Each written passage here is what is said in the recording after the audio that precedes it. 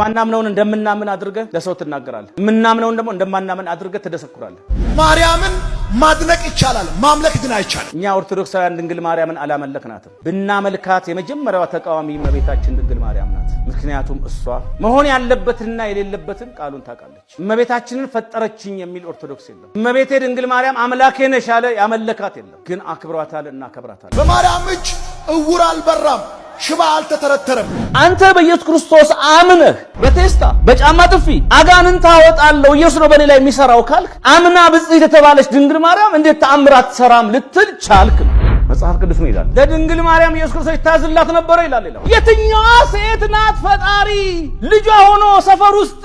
የታዘዛት እናቴ ምን ላምጣ ያላት ስትጠራው ቤት ስትልከው ወዴት ያላት የትኛዋ ናት ይታዘዛት ነበር ይላል